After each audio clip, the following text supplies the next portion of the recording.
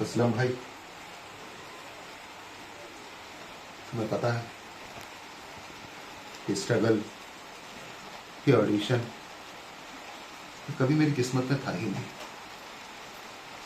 मैं तो एक बहुत ही अमीर घर में पैदा हुआ था। मेरे बाबूजी के पास गाड़ियाँ, नौकर चाकर, बंगले, सब कुछ था। तो फिर अचानक आंधी आई और मेरे बाबूजी का सब कुछ चला गया। पहले गाड़ियाँ, फिर घर, नौकर चाकर, सब कुछ। बस रह गया तो मेरी बूढ़ी माँ का आशीर्वाद। मेरी माँ ने मुझे बहुत मुश्किलों से, बहुत मेहनत करके पाला है। मेरी माँ स्कूल की कैंटीन में समोसा, चाय, कटलेस, पता नहीं क्या क्या बेचा करती थी। और मुझे अपनी माँ के वो दिन याद आते थे जब मेरी माँ ऑर्डर दिया करती थी, लिया नहीं करती थी। हम लोग होटल में जाते, रेस्टोरेंट में जाते, वहाँ मेरी माँ ऑर्डर देती थी। मुझे बहुत अच्छा लगता था।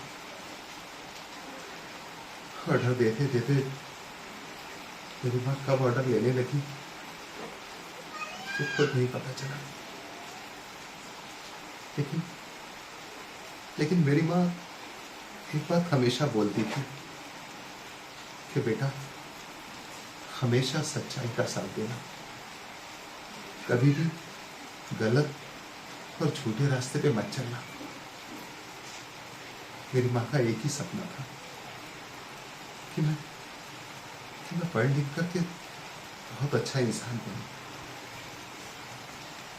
मैं चाहता था अपनी माँ के सपने को पूरा करना। इसलिए मेरी माँ ने मुझे स्कूल में भर्ती कराया। मैं स्कूल में पढ़ने जाता और मेरी माँ वही दरवाजे पे खड़ी थी, मेरा इंतजार करती, ऊपर वाले से दुआ मनाती कि मैं खूब पढ़ूं, मन लगा के पढ़ूं। मैं पढ़ता, मैं अपनी माँ को अपने क्लासरूम की खिड़की से देखता।